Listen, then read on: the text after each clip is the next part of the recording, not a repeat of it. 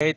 Good day, everyone. Hello, my name is Donnie, and I will be your facilitator for this positive scripting virtual class brought to you by Insights Training. So, in this module, we are going to define positive scripting. We're also going to identify techniques to respond to your customers positively, and we're also going to identify ways to improve your choice of words or phrases to sound more positive. So first, let's define positive scripting. So positive scripting is the act or way of responding positively to customers even if you have to say no. And note that when we say customers in this module, we are going to refer to either your colleagues, your workmates, or your team members, not necessarily your customers as in people you serve or people who buy or avail of your products or services. So whenever we say customer, it could mean um, your teammates, your other department employees. So those are all your customers because you have to give them some form of service. So positive scripting is actually one of the key aspects of customer service. So as you could see in the diagram here, it's only just one of the ways that you could demonstrate your customer centric approach in dealing with people or with your customers. So that's going to be our focus. We are not going to focus on other aspects of customer service in this module, probably in another video. So in this video, we're strictly going to discuss topics that are related to positive scripting. So first, let's define or further explain what positive scripting is. So first, of course, scripting is all about words. And positive words are used when dealing with your customers. And like what I said a while ago, either internal or external, these are all your customers. When you say internal customers, these are people in your company, people in your office that you interact with, while external customers are your clients or your, as the word usually implies, people avail products or services with you. So those are the different people you could use positive words with. Now, positive words focus on using an affirming and energetic vocabulary. So compared to negative words, which are, of course, non-affirming and usually dull or robotic. So positive words are usually energetic and they usually convey a positive feeling to the customer, not necessarily a positive message, but a positive feeling to your customers.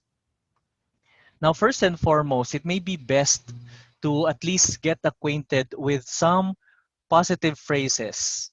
So these phrases are generally perceived as positive and are usually part of your script or your daily interaction with your customers. So, for example, asking a customer like, "How may we help you?" is a positive way of opening a conversation with a customer. You could also say something like, "We understand." So for example, when a customer conveys a certain problem or issue, you could answer right away by saying, "We understand, I understand what the problem is," and then maybe give some explanation afterwards. You could also be honest and say something like, "Usually get this concern, and we understand where you are coming from." So those are very positive ways to interact or agree with your customers, express empathy with people you deal with in your business. You could also say something like, "Yes, I will definitely help you." So the statement itself conveys an assurance that you will assist the customer. So these phrases, given you say them in a happy or energetic tone, are generally perceived as positive. Now, the challenge really is that when you have to say no to your customer, but you have to still maintain a positive attitude or positive to your customers. And this is where the challenge for most people are. How would you say no positively? And this is exactly what positive scripting is all about. Positive scripting refers to putting together words or phrases in such a way that even if you have to say something bad or negative, its impact is either lowered down or watered down or is neutralized. You don't annoy the customer. You don't make the customer feel hatred or anger with your product or your service. So that's what positive scripting brings to the organization. And of course, we cannot avoid denying a certain product or service to the customer. They simply cannot take anything. But at least the way you say these things, the way you reject or the way you tell the customer about something negative has an impact on how the customer will perceive you and how the customer will interact with you in the future. So imagine if you annoy or get a customer more irate, that customer may actually spread the bad news, spread your bad attitude, and that's not good for business. We always want to have more customers, and usually if you interact with your customers in a pleasant manner, your customers will keep coming back. So positive thinking is beneficial to the company because it brings customers back, regardless if you manage to serve them the first time or not. It may also simply mean like the better way of saying things to other people, like choosing the proper way. Instead of being bland, instead of being negative, instead of being outright condescending to your customers, positive scripting refers to a better way of saying things to your customers. Now, positive scripting usually refers to three techniques. The first one is the alibi technique. The alibi technique pertains to saying no outright because of your lack of authority. So you don't say no, but you say it like you will agree to the customer, but you don't have the authority to do so. For example, you could say something like this: as much as I want to do it for you, I am not able because I don't have the right permission to do that. I don't have permission to do it. As much as I want to help you, I am simply not authorized to to complete that transaction. Something like that. So you say yes, okay, but you have to tell the customer that you simply are not authorized to do so. So it's an alibi, okay? That even if you want, even if you have the will to do it for the customer, you simply cannot because you're not authorized to do so. You don't have enough power to perform that task for the customer. The next one is the alternative technique. The alternative technique is when you really cannot say no, but you have to make up something right away by offering an alternative, like the keyword of the name of the technique, alternative. So you offer something else. So this is actually far more easier and customers would respond to this better instead of the alibi technique because the alibi technique is as if you're making an excuse. It's still considered positive scripting, the alibi technique, but it's like you're just making it up. The alternative technique is more of a consultant's approach. You cannot say no, but at least you have something else to offer. So for example, you could say something like, unfortunately not. However, what I can do for you instead is this. Or you could say outright, I'm sorry, I cannot do that for you, but I have something else to offer. So with the alternative technique, the customer is not left with nothing.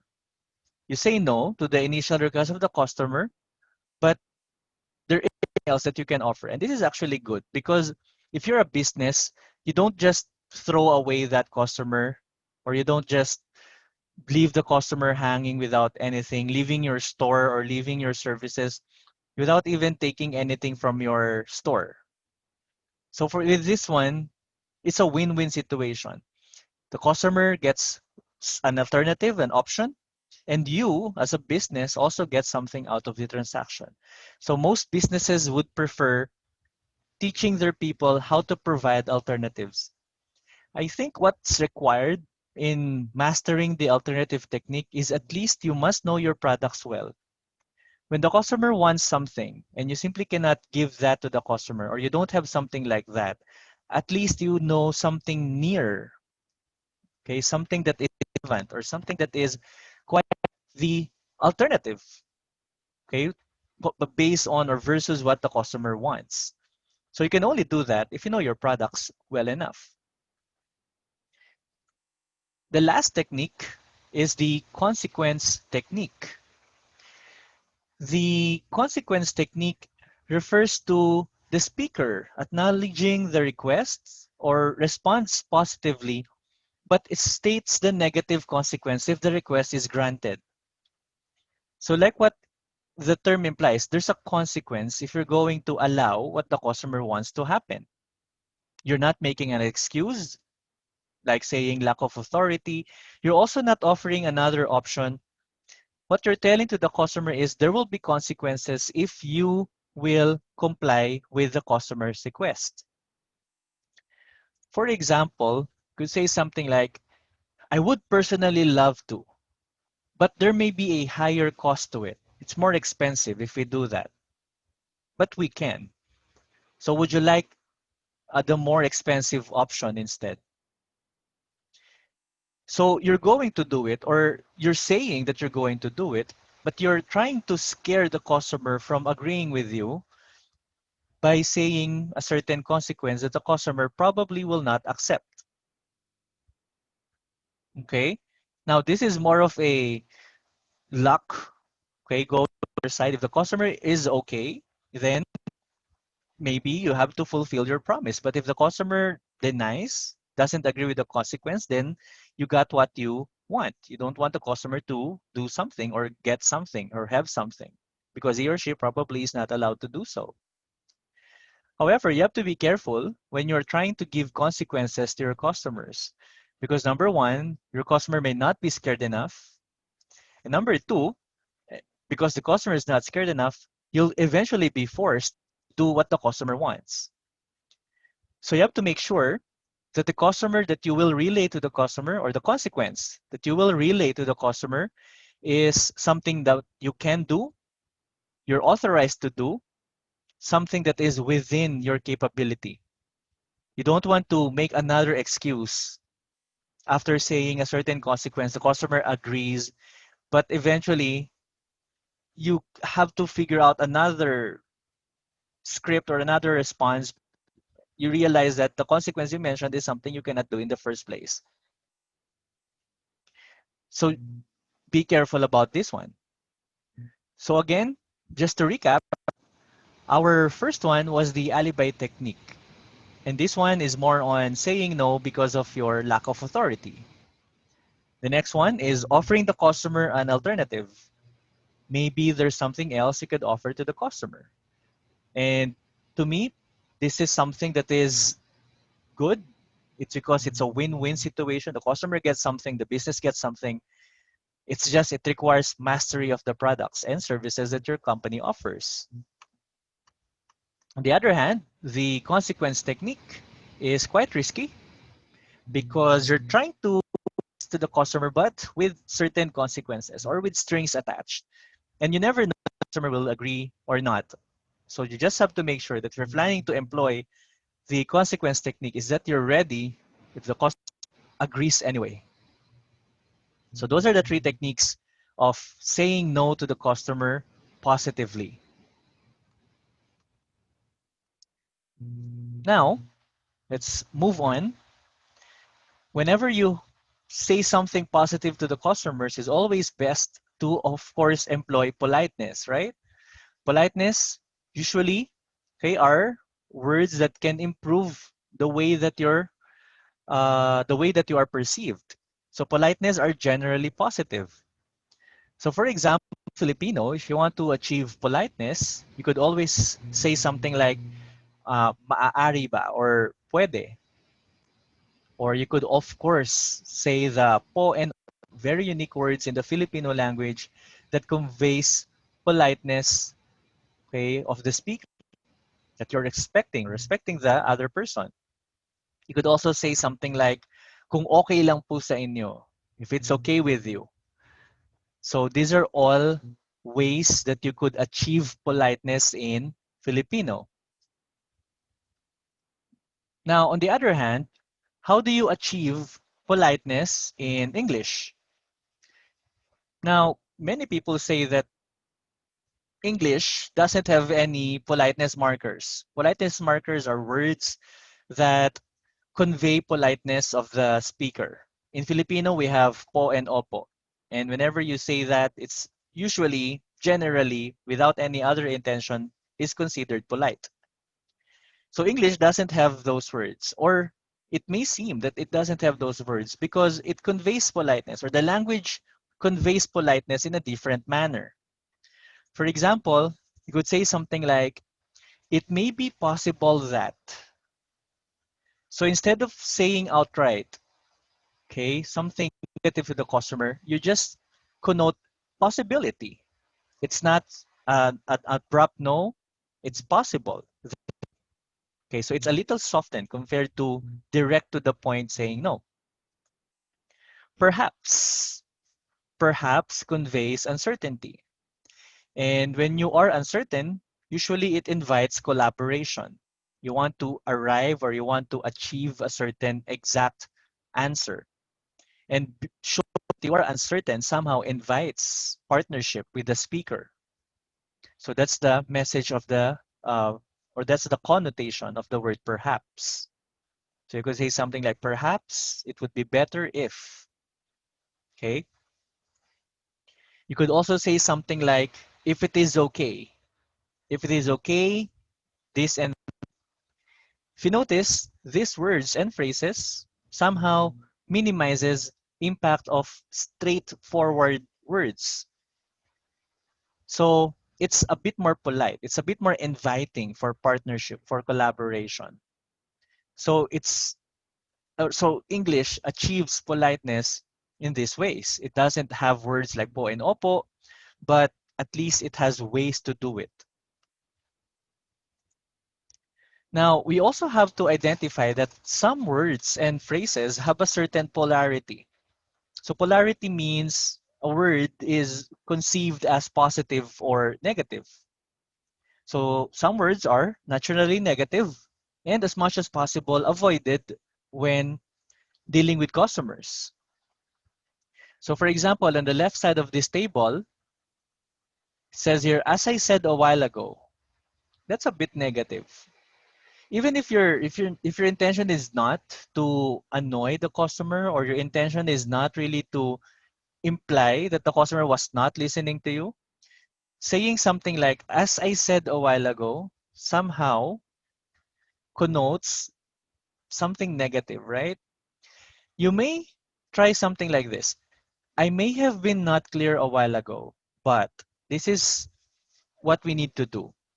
I may have been not clear a while ago. So you're putting the blame to yourself or on yourself. You're not blaming the customer. Okay? You're implying that you may have said something that is not clear. Another negative word or another negative statement is saying, I want you to. The word want, okay, can be perceived as something demanding from your customers compared to I need you to. The word want is a bit commanding, while need is more of collaboration, or it's more of you asking a favor rather than I want, which is dictating the customer what you want to happen. So as much as possible, avoid using I want. Try to go for I need. Some words are actually also hiding in plain sight, but actually are negative. For example, you are too enthusiastic. The word too can actually be perceived as negative. Look at how it sounds. You are too enthusiastic, too much, versus you are very enthusiastic. Okay? When you say to someone, You are too kind versus you are very kind. So when you say too kind, it may be too much, while very kind is better, right? It's okay to be very kind rather than too kind, too beautiful, even if it's positive, like beautiful, for example. Too beautiful is quite problematic compared to very beautiful. So as much as possible, when you're trying to imply something superlative, go for the word very rather than using the word too. So as you could see, words doesn't need an N word like no or never or not to be negative. Some words are negative in implication. Speaking of N words, words like not, never, or no usually makes your statements negative right away. Now, I'm not saying that you must avoid them entirely, okay? But if there is a possible way to say these messages or to say these sentences in a positive manner, then go for the positive way. For example, instead of saying, using cash is not allowed, a positive way of saying it would be, we prefer other payment methods such as cards or money applications. So as you could see, saying using cash is not allowed is more restrictive compared to the positive method, which is more of option-based.